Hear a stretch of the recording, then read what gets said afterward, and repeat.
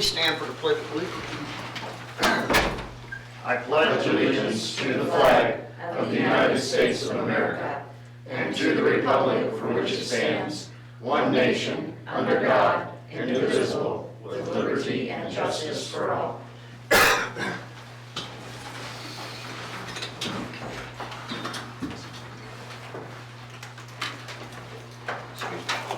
All right. Thank you, everyone, for coming and watching.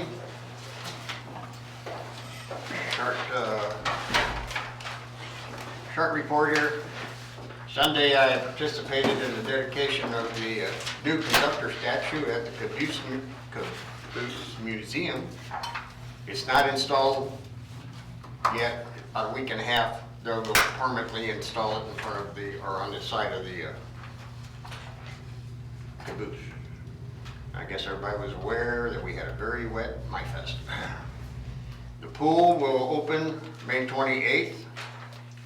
And then, just so everyone, if most people know already that we're going to be losing Printium, they have announced that they will be shutting down their plant. So this is going to be a blow to the community, but we will be working very hard to try and find another company to fill that vacancy. So if you hear scuttlebutt on the street that they are closing, they are closing. So, but out of our control. So anyway, city administrator.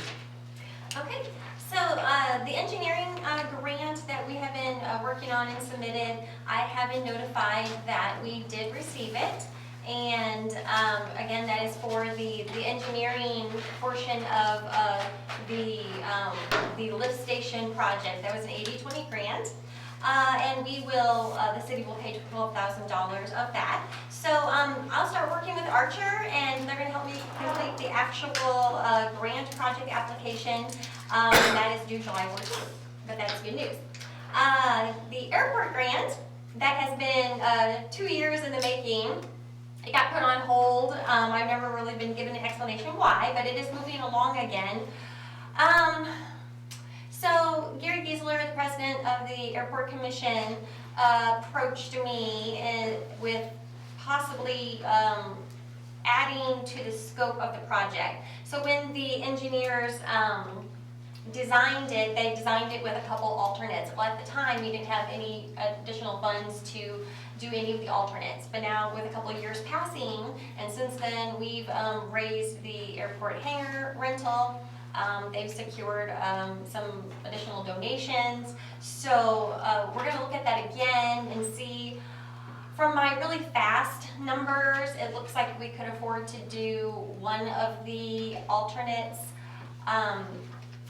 They may be interested in trying to get some additional donations to do the second one as well, and that would complete the whole project. So I will keep you up to date on what's going on with that. Gary and I, and maybe Jesse, I haven't asked you yet, will, I have a meeting Friday. So, last meeting I told you that our gas consultant had told us to be expecting rates to go up, unfortunately.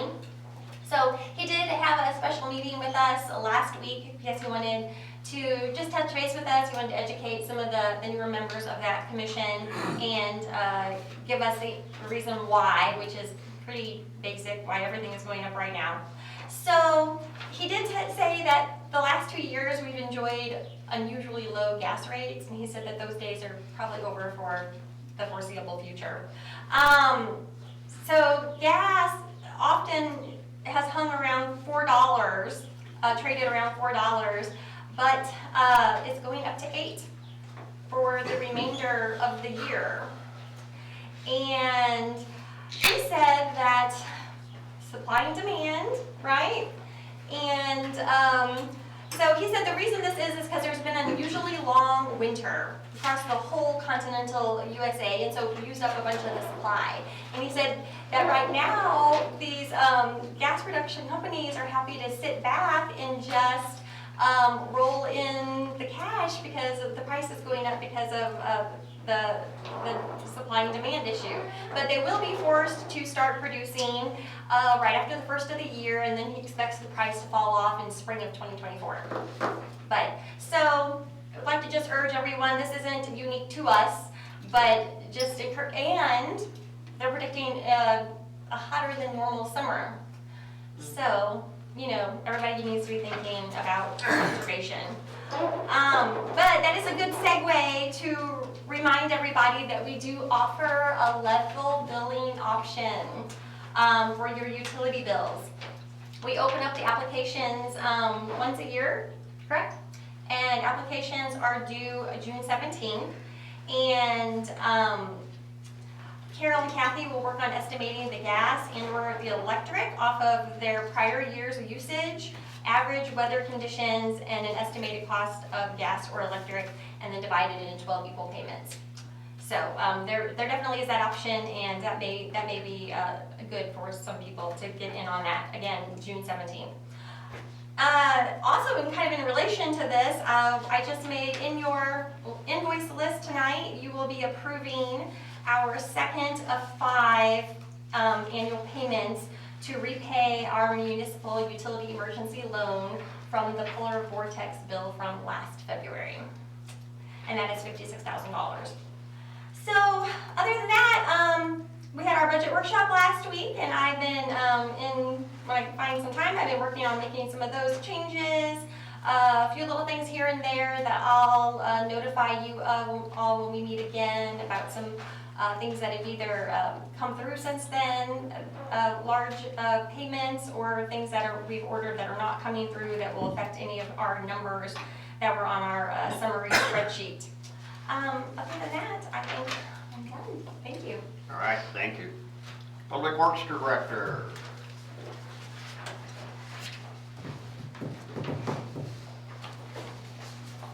So I've been asked to address the trees on the 200 block of East 4th Street again. So I'm going to repeat some of the stuff I told you the last time, and I'll go a little bit more in depth here. I guess the last board meeting I was at was 4/25, and we discussed the reason for the removal of those trees. When it was decided that, you know, we were going to redo the curb and gutter in the streets, Todd and I went out and walked the street like we do anytime we do a plan like this, to kind of see what the problems are, things of that nature, what we have to take into the scope of work. As we walked the street, it was really evident to me that the 4 trees on this block were doing serious damage to the infrastructure of the city, be it the street, the curb and gutter, sidewalk, all those things combined. And they didn't appear to me to be in just real great health. So anyway,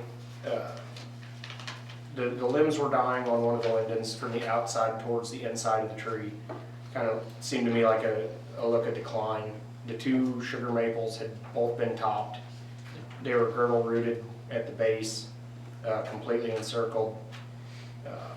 The other one had some obvious like voids and limbs up above and some dead wood in it. So anyway, I went ahead and reached out to a member of the tree commission that is a professional forester, been a certified arborist. You know, he's got 40 years of experience. So he's been studying trees longer than I've been on the planet. Pretty good resource. The tree commission member's opinion was more or less that all of the trees, with what was going on with them already, along with the additional damage that we were going to be doing to these trees, removing the existing curb and gutter that's got to be removed, removing the sidewalk to replace it, that alone would stress it, you know, and add to the decline that these trees were already seeing.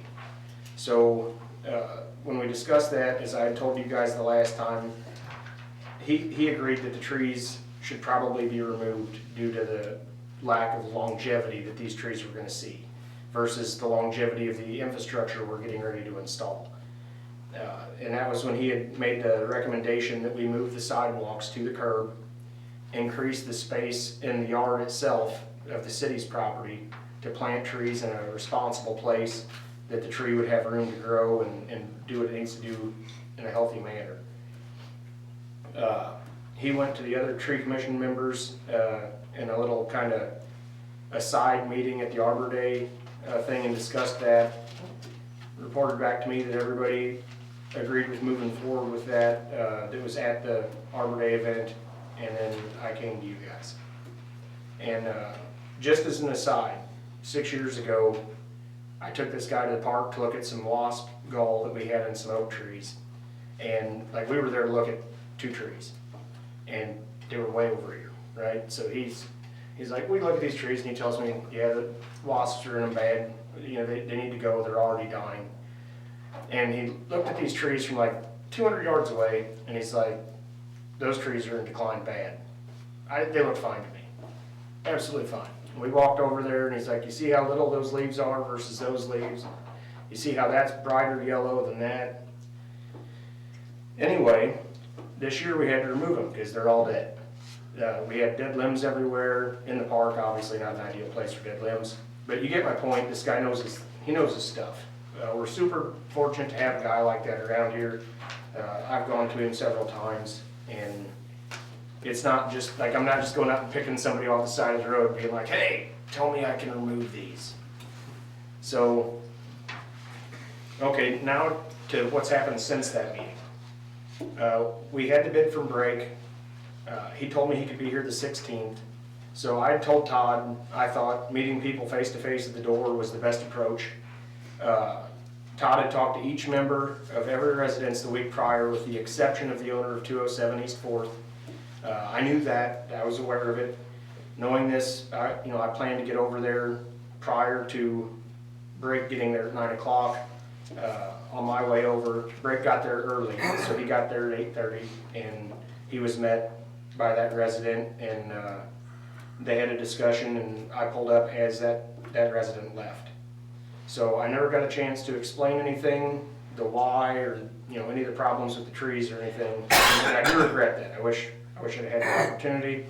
I'll have to have more strict planning in the future. But some of the other things I've been hearing, and I just kind of want to address some of this, is the out-of-the-box thinking with these trees. Why didn't we do this? Why didn't we do that? Why did we do the easiest thing possible? This wasn't done like without any thought.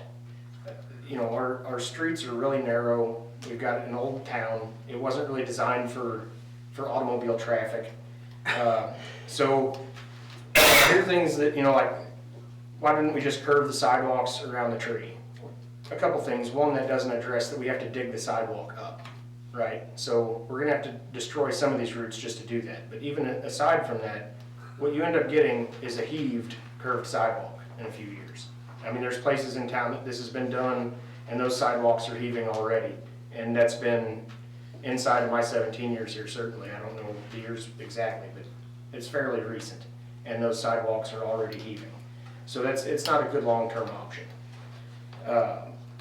One of the other things I had heard was, why didn't we just narrow the street? That street's already 38, it's not even 38 feet wide. That's one of the main arteries through town. We can't narrow that street. That's not an option. The only thing that we could have done would have been to remove parking spots and build big arched grassways around these trees. And then we'd be doing that in our already, parking starved downtown that we're already trying to figure out how can we get more parking down here. In the proximity of the amphitheater, it's not a realistic option in that spot. So moving forward from there, we decided that, none of those were realistic options or good use of taxpayer funds in our opinions. The city owned the trees. The trees were on city property. The trees were destroying city infrastructure. And I don't know it for sure. I mean, I didn't poll everybody, but I find it hard to believe that the majority of citizens would want us to spend $175,000 of their tax dollars on that street to have it, a section of it damaged later by a tree that falls or uproots, or the roots continually expand and destroy it that way. So, we tried to make the best decision we could based on all the factors. And I would like you guys to know that one of the homeowners stopped me the other day when I was out there, and he thanked me. He appreciated the city removed the tree. He said he's worried about that tree for years, falling through his house in a storm, and he slept like a baby the other night. And so it's not, everybody's not angry, but so I wanted to pass that along, that he was happy about it.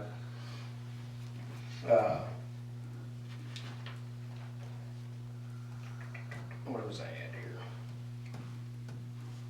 So I also don't want people to think that we're doing this as a one-size-fits-all approach. That's not the case. Everything that we do is going to be on a case-by-case basis as we do these streets. Obviously, the removals there, I thought were necessary, and to be 100% honest, for me personally, even if those trees would have been healthy, I would have recommended the same thing. They weren't healthy, but had they been long-term for the infrastructure of the town, I think that was the best thing we could have done there. But moving forward, in an artery like that, we have very limited options. But in other parts of town where it's residential, we have a lot less traffic flow, we might not have the same need for parking. There are things that we could do. There are options that we have available to us, whether it be, closing one side of the street to parking, and narrowing the street and having one side parking only. Those are all options that we can talk about, but it's not an option on the 200 block of East 4th Street. Going forward, I want everybody to realize that we're looking for options that are, available to us, that make sense from a cost standpoint, an aesthetic standpoint, and a practical standpoint. And if we can make all those boxes work and everybody keep their trees, I'll be just as happy as anybody. And then just to kind of close it all out, it's worth noting to me that, at some point, East 4th Street was trees. Where the sidewalks are trees. Where the houses are were trees. And all of those trees were removed. And they did that to build what we have now. And then somebody came in and they planted the trees that we just removed. And they did that as they built their infrastructure out. They said, well, this is a really nice place for a tree. We'll put one here. Well, now it's our turn. We're redoing our infrastructure again. We have the ability to move these sidewalks over, create good, healthy, responsible spaces for trees, and then we can be the ones that plant the trees for the next generation. And our tree commission's doing a great job at that. This is a perfect opportunity for this. So I guess just to make everybody realize it's not all doom and gloom. We want to put trees back too, but they got to be the right tree in the right spot. So anybody have any questions? All right. Thank you, Jesse. Yep. Thank you. Okay, public comments, do we have one now? Thank you, sir. Mr. Cantor?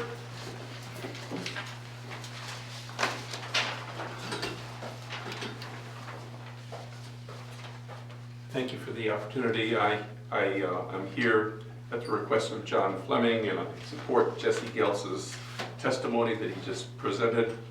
I do want to mention that it's always sad when we see large trees being cut down.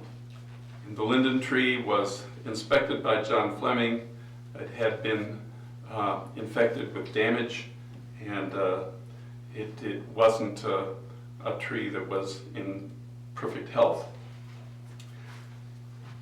As we move forward, these problems are going to resurface, and what we, as the City Tree Commission, would like to suggest to you is that as we move forward, perhaps we could consider moving sidewalks toward the street as it is in Veterans Park in front of the courthouse. We'd also like to have the city encourage the city to have the street projects budget for tree planting after the street work is completed. We can put together trim grants. We've done that, but what we really would like to suggest is perhaps including a line item budget to replace trees that are removed and also add new trees as they're needed as these streets are restored. A final point is, we're a Tree City, USA. The city of Herman is proud of their trees. One thing to try to diffuse the disappointment with the tree removal. Perhaps moving forward, we can suggest that homeowners be given a chance to plant new trees in front of their property and have them restored so that we can maintain our beautiful tree city, Herman. If you have any questions, I'd be glad to address them. Any question? Thank you, sir. Thank you. Okay, we'll move on to ordinances. All right, the first, bill number 2022-24 is being postponed to the next meeting. I'm looking at and actually listening to everything that was said at the last meeting to try and make sure this is the last go around. So, bill number 2022-25, an ordinance authorizing the execution of a lease between the city as lessor and Todd Lensing as lessee. This is one of our flood buyout lots that Todd has leased for many years, and there's a few citizens who are, we have leases with. They maintain our lot, so we don't have to mow it or anything, and then Todd uses it for off-street parking. Our practice has been, as these have become renewable, because they had not been updated in so long, is we had been doubling everybody's, so they're so low anyway. This was $5 a year, so I've upped it to 10. The person before this last year who's re-renewed, theirs was 10, and I think we went to 20. This is a half lot, I'm sorry, this is a half lot, which is why it's cheaper as opposed to a whole lot. And it's a 5-year renewal? Yes. Okay. Any other discussion? We have a motion? I move to approve bill number 2022-25. Motion's been made. Do I have a second? Second. Motion made and second. All in favor, aye? Aye. Any opposed? So carried. All right, the next is bill number 2022-26, an ordinance to approve a contract by and between the city of Herman, Missouri and KMOV to provide a broadcast TV ad campaign in the St. Louis market. Any discussion on this? This is what Tammy had presented before with the budget. If not, entertain a motion. I move bill number 2022-26 approved. Motion's been made. Do I have a second? I'll second. Motion's made and second. All in favor, aye? Aye. Any opposed? So carried. May we ask Tammy, I think we're up against the year-end deadline here. Can we read it twice? Just for her. Right. Bill number 2022-26, an ordinance to approve a contract by and between the city of Herman, Missouri and KMOV to provide a broadcast TV ad campaign in the St. Louis market. Do I have a motion to approve? Second reading? I move to approve 2022-26, second reading. Motion's been made. Do I have a second? Second. Motion made and second. All in favor, aye? Aye. Any opposed? So carried. All right, we will move on to old business. Building inspector, Mr. Mike, would you like to step forward, please? Hi, how are you? Good. I am an inspector in Herman and also in New Haven. And I guess you guys are thinking about doing a residential occupancy inspection. I put together a sample of a residential occupancy inspection form and a commercial occupancy inspection form. And these are kind of broad stroke items, you know. The intention of this is to kind of stay on top of properties that are rentals, and also every time a residence changes hands, if you sell your house and someone else buys it, I go through it, and it's health and safety. I'm not looking at picking the place apart like a real estate inspector. It's basically, you know, ground fault outlets, you know, your steps aren't falling down, there's railings on the porches, you know, smoke detectors in the house, you know, basic things that, you know, and if the outside becomes, you know, a dump site, you know, we have a little bit of reach with some of these things. Typically, I get through one of these inspections in New Haven in 15 minutes. You know, some days I can do 5 of these things, you know, and, because they've had it for a little while, and things kind of fall into place in time. And what they charge $40 for a residential occupancy inspection. And if there's corrections to be made, I go out and I just re-inspect it, you know, I don't charge for that. That's for the resident, and then the commercial occupancy inspections, this inspection takes a lot longer. This takes me a few hours, because there's so many details that I have to check and be pretty accurate on. And this is only $30 for, you know, an occupancy inspection for a commercial, which is basically something we should have anyways for businesses opening. They have, I mean, I believe Bob Sittons does that. He does the inspection. For the guest houses. Yeah. So I included the commercial industrial inspection with this, but the residential one is the one I think that we're talking about. The only other town that I'm aware of that does something similar to this is St. Clair. They have a registry of all the houses and apartments in town. It's a one-time fee, they're on the registry. And then as the occupants change, it gets inspected again. And I believe their fee's like $25. What about Sullivan? You've got that on this one table. Do they do it too then? No, the Sullivan I put on here for building permit costs. Okay. You know, the residential occupancy inspection, the only other town I know that does is St. Clair and New Haven. So the only other towns in what parameters? Well, I picked a sampling of like 6 communities around here, primarily ones that provided the information on the internet. You know, other communities may have it, but I tried to pick towns that were similar to Herman. You know, some in size, some in, you know, socioeconomic. Now, doesn't Winston do it as well? I didn't, They do. they do, I'm Mhm. sorry, I That's didn't. okay. You did a lot of work here, so I appreciate that. So, any questions on the occupancy?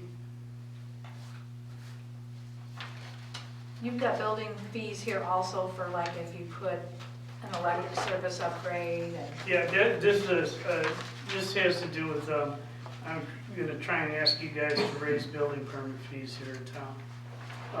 So there's a separate Okay. issue here. okay. So do these other towns do residential and commercial? Mm-hmm, Okay. yeah. Any other questions? What's the correction process when you find, Well, it's attached to utilities. You know, like if someone's renting an apartment, to get the utilities in their name, it has to pass a residential occupancy inspection, excuse me. And if there are violations, I'll give them a re-inspect. And I'll go back and double check that the things are done. The landlords are responsible for taking care of it in apartments. Again, depending on, you know, how strict you want to be, this is an opportunity to just start maintaining, you know, better housing stock, safer, you know, rentals. Having a smoke detector never killed anybody. GFI outlets are important. These are huge financial corrections. You know, this isn't gonna cost, the first year or 2 years is probably gonna take a little adjusting into. But like I said, I can whiz through these things in no time in New Haven. You know, it's my only other experience with that. so before the sale of a house, are you inspecting it before it sells or after it's sold? Typically, the realtor will call me and ask me to come do the inspection. Okay. And then I'll typically let the realtor know the major things that I do. Again, I'm not going in and looking at, I'm not nitpicking. It's, you know, I kind of have a little routine. I run through the house, just check to make sure that the ventilation fans work in the bathrooms, you know, the hood over the stove. Again, the GFI outlets, lighting, you know, if you turn a light switch on, change a light bulb, or if it's a broken fixture, change it. You know, that kind of cookie cutter maintenance stuff. But you're not looking at anything structural or, Well, I mean, if something stands out to me, I had an inspection this morning and I told the lady, she said, oh, that's it? And I said, well, your house is meticulously maintained. I'm not gonna check every single outlet in the house, because just, from my experience, when the house is in good shape, you can see it. If I come across something that's really disturbing, distressing to me, a handrail that you can push off with your hand, or stairs where the stringers are cracked and checked, that kind of stuff, yeah, that's gonna come up, because it's something that someone could get seriously hurt on. You know, I'm not gonna be poking too, you know, I'm sorry, I shouldn't, it's not gonna be a super in-depth inspection, it'll be a health and safety, It's a not gonna general yeah, be a regular home inspection, it's the health and safety. essentially, yeah. If you see the black soot on the wall where an electrical outlet is, then that would cause Yeah, the alarm something to. like that stand out to me. The roof has holes in it, you know, there's rodent holes where the squirrels are coming in the soffits and stuff like that. I mean, these are things that can be corrected if they're allowed to go on. The property falls further and further into disrepair. If you're doing an inspection, whether it's rental or sale, if you see deficiencies in there, is there a time span that needs to be correct before it can be occupied? Yeah, when they want their utilities on, it should be right before then. You know, that's the hold which we could have over, is it's in the landlord's best interest to get it corrected quickly because he starts collecting rent.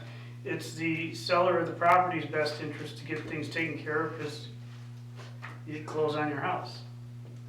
That's the incentive I see. I'd be happy to go into greater detail if you wanted to pull me aside and talk to me, that's fine.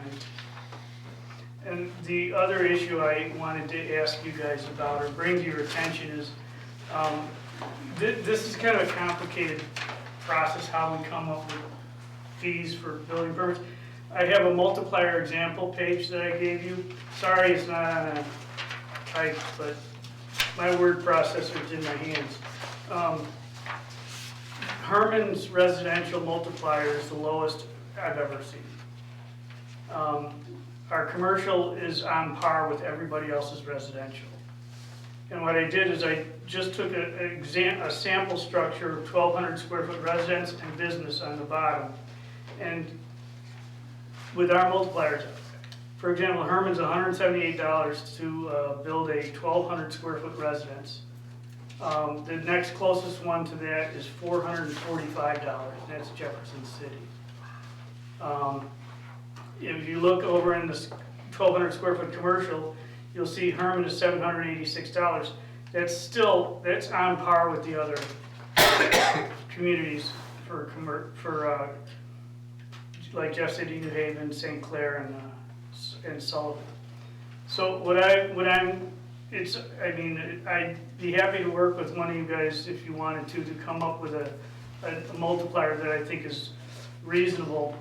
I gave you a page also where I put different multipliers in there ranging from 0.002 all the way up to 0.005, and what that would change the fee for the same typical 1,200 square foot residence to.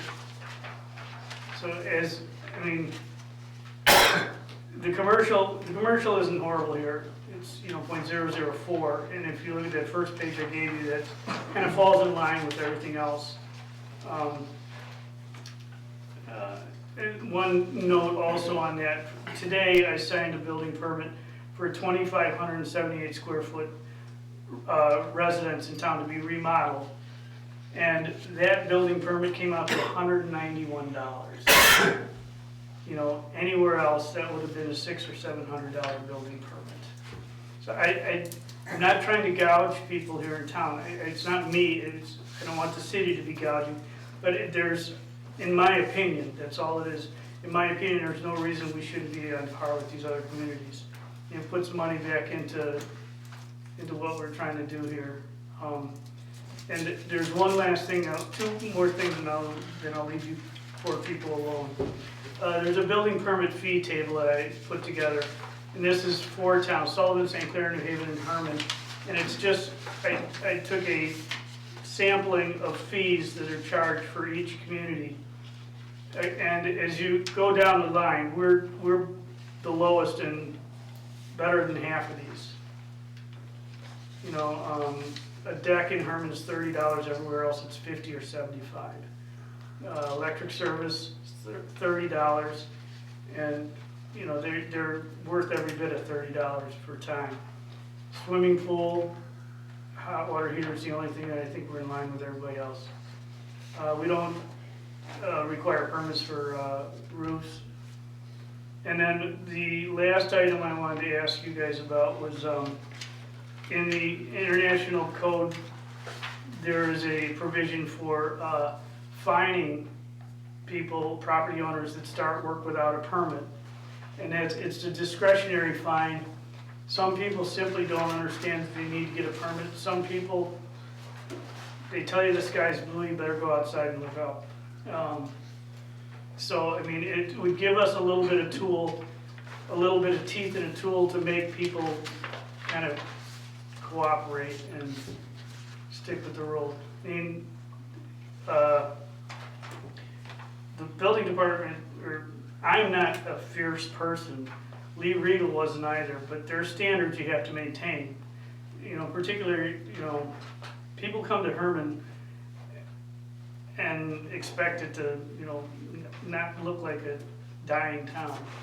So, some towns, you know, some of the fines for some towns, you know, can typically go up to 2 times the regular fee.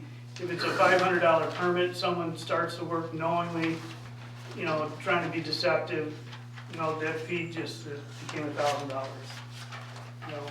But I mean, it would be discretionary too. If somebody simply makes a mistake they don't understand, you know, not everybody understands what, you know, it's interpretation. But, you know, it would give us a little bit of, I don't know, it would give us a way to kind of enforce staying in the lines. What kind of penalty do other cities charge? What kind of penalty for building without a permit? Well, like for example, Washington will charge twice the regular permit fee. Price of everything? I believe it was Sullivan told me it goes up to $500. You know, it's discretionary also. And I'm not originally from Herman, where I grew up and was raised in Chicago. And when I first moved here, I called Lee Regal and had him come look at my house that I purchased in town. It was about 7 years ago. And he told me to get a permit.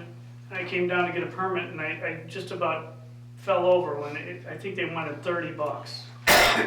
You know, the fees down here, we're not in Chicago, I understand it, but we're not even close to being outrageous. So honestly, a $30 fee at this point in time is not covering his hourly rate or any of the paper handling that's going through the office. It's not covering that. And you know, I try to be, as Lee Regal was, I try to be expendable to people who are getting involved in a project and want me to come drop by and take a look. I'm on my way out the door to go do an inspection. I can spend 10 minutes and stop and help somebody out if they say, you know, what am I going to need? What's the process I'm going to need? If we don't pay for me, you know, that's a service that won't be available. You know, again, I'm not trying to gouge people. I just think, you know, We want to keep our town safe and we want it to look nice. yeah, and I think we're fully within our right to be competitive with these other towns. I think I asked you this before, but I'm sorry, I've forgotten. On the multiplier, like say a new construction, okay, we're multiplying whatever our rate is times the square feet. Does that, say it's $300, does that $300 fee, is that covering all the re-inspections for them to get free to come back and do the plumbing and the electric and the HVAC, is that all included, or do we bill them out separately after that? They can be, again, that's a discretionary thing. Do you know how we've been doing it? Rarely, I don't think, rarely Lee ever charged a re-inspection fee. I mean, if there's someone you tell, look, this has to be changed, this has to be addressed. But I'm talking like new construction. New construction, Is that a flat fee, or do we? it's a or you flat know? fee. Okay, Yeah, it's. We don't charge I mean, there are things you can put into the fee, into the building permit fee, like a re-inspection or a review fee. I hardly ever charge a review fee. There was a drawing that came in about a month ago, and it was pretty complicated, and Jesse had to get his eyes on it, and Corey and I, and we haven't thought over it. So I did charge them a review fee. yeah, I think that's, you've done on big things, okay. So, Or maybe you could charge a fee like if they don't meet it and you go back and re-inspect it and they still haven't fixed it, then maybe the third time. yeah, I mean, sometimes people earn that, so. So recommendation of him throwing some figures together, what he, Well, I think he kind of you and did, him and maybe ti- we should mull this over. First of all, maybe poll everybody and see if they're interested in raising fees, and then maybe we should take some time and study and decide what you want to do. I know you're in favor, I move to do that. I'd have to look at it. okay. I'm in favor. I like to look at it. 2 look ats, 2 in favor, so a little more investigation and then we'll, Okay, I'd be happy to pass along my number to you guys, call me any questions, or if Okay. you want me to walk you through it. very good. Thank you. Thank you for coming. Okay, also under old business, I guess this is gonna fall, it's gonna fall under old business tonight. I just want everybody to be aware, when Jesse was talking, made me think of it. When these trees go down, they go to our landfill, we have to pay to chip all that. But we have a major issue with commercial companies dumping a tremendous amount of stuff in there, and we don't charge them anything. It's basically for the residents, commercial people do it. At the staff meeting, we were talking about putting up a camera and so forth, and Jesse is looking into that. I just wanted you all to be aware that we're looking into that to get something done. The other thing that kind of makes me want to get it done now is 2 days in a row, I watched the one that cut our trees, Brock, come from across the river with their big truck and their trailers with trees and make a left turn and go to our industrial park. They're not even, I mean, there's trees being dumped in there that's not even from here. So, I mean, it cost us $20,000 to grind that up. And then what do you do with it when it's ground So up? what I'm saying is, once Jesse figures out how to do all that, we have to put that infrastructure with a camera and so forth. We need to come up with a fee, so think about it, you know, an annual fee, and that way, for the commercial people. I mean, we don't want to gouge them, but they should pay their part. I mean, it's, so anyway, I just wanted you all to be aware that that's in the works, and so, also under old bit, again, this kind of falls under old or new. Everybody's aware that Cobblestone Hotels has been inquiring about Herman for like 2 months now. And they want this feasibility study. Tourism director, economic person went to the other organizations. We were gonna try and do it where it's a community-minded thing. And apparently the interest isn't there from some of them. The feasibility study is $10,000. If I understand correctly, if they decide to come to our community, they reimburse us the $10,000. I've been advocating for 4 to 5 years that we need a hotel here. And I think this, you know, maybe they won't decide to do it, but I think this is an opportunity. Once we have the feasibility study, it can be used on any hotel. Doesn't have to be the one that is soliciting us. So this isn't Cobblestones, this would be our feasibility study. Right, that's And what I'm we could saying. give It's it for, to but it's for any- our hotels. Right, but it could go to any hotel chain. There you go. And so I just want to get everybody on board, I hope. I think this is something, you know, Herman needs this hotel. We lose so much business from carpet meetings and bus tours because they all can't stay at the same place. And, you know, anyway, so by the next or for the next meeting, I would like to see us have this on where we can vote on this. I would like to see a feasibility study for residents and businesses also to be included in this. And that can be included. I don't know how much more that is. You'd have to get a quote, I believe. Yeah, we're gonna have to go out for bids anyway. Tammy's working on that right now. But they do have add-ons for, when we looked into doing the hotel feasibility study, they did have different add-ons for the kind of things that Susan's mentioning. And they're less. They were like, I think between $3,000 and $6,000 each. But I just think we need to bite the bullet and go for this thing. And, you know, it's been 2 months already. We don't want them to think that we're not interested. I mean, it's an opportunity. Herman, you know, we rely on that tourism dollar a lot, but you know, if that hotel, if we can get a hotel, and have you ever noticed when you're driving down the road when there's a hotel built, gosh, 2 years later there's another one across the street, and then gee, all of a sudden there's a McDonald's or whatever. Or so I mean, you plant that seed for the first one. I'm not saying that they're going to flock here, but if you notice that when you go across country, that's how it happens. Well, why should our people that come to our town for a wedding or whatever then go and stay at the Junction or in Washington? And you would be And they get surprised. those tax dollars. And you would be surprised at my business, how many people you say, oh, where you staying?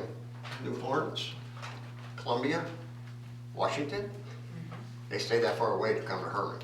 So I just think, you know, anyway, I'll get off my box. I just want everybody to put it on the burner and hopefully we can move forward with that. Any other questions about it? Because Tammy's here, she can answer more than me. Well, if we discuss it, I'd like to see everything that's been, you know, understand been 15 locations, where are those locations been offered at? Yeah, Tammy actually went with Mr. Hart, I think his name was, and I was not there. That was Tammy and I just brainstorming some locations. You know, some of them were daydreams and some of them are, you know, pretty obvious, but we'd be happy to share that with you all. Who conducts these feasibility surveys? Is it an independent firm? Yeah, in fact, we just got a new name of a company that we're going to include in our bid request. I think Cobblestone has their company, they hired to do the They had 2 or feasibility. 3 suggested, but we want some other ones too. Yeah.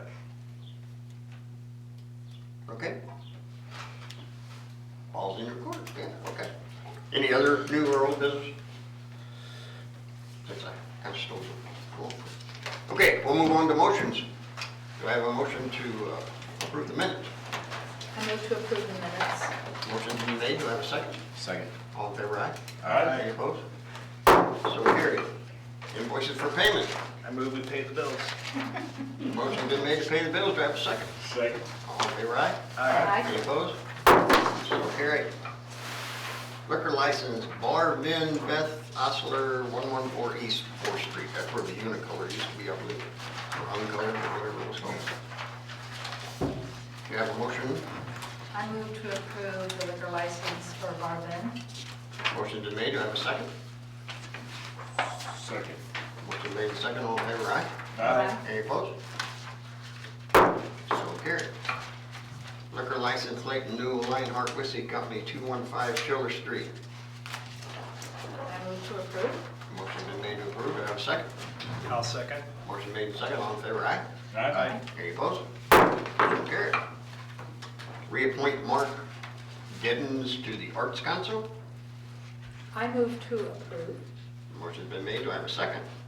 Second. Motion made, second, all in favor, aye? Aye. Any opposed? Before you go further, I would just like everybody to know that Mark Deddens brought the Heritage Festival to My Fest this year, and it was very well ran, and it was very neat. And if there's another one, you should take your kids to see some of it, because there were things that you could learn about old time crafts and things that we used to do to live. Okay, thank you. Reappoint Connie Johnson and Bryant Troller to the Planning and Zoning Commission. You have a motion? Move to approve. Motion been made, do I have a second? Second. Motion made, second, all in favor, aye? Aye. Any opposed? So carried. special event application for Lionheart Whiskey LLC Germantown Jams Concert Amphitheater, August 20th, 2022. I move to- He's here, by the way, if anybody has any questions. He's got two of them. Oh, Yeah, okay. any questions? Good to see. Hmm? It's good to see that. Yeah, no, yeah, okay. Do I have a motion to approve? I move to approve. Motion's been made, second. Second. All in favor, aye? Aye. Any opposed? So carried. Special event application, Lionheart Whiskey LLC Germantown Jams Concert for September 24th, 2022. Do you have a motion to approve that one? I'll approve. Motion made, second. Second. Motion made, second, all in favor, aye? Aye. Any opposed? So carried.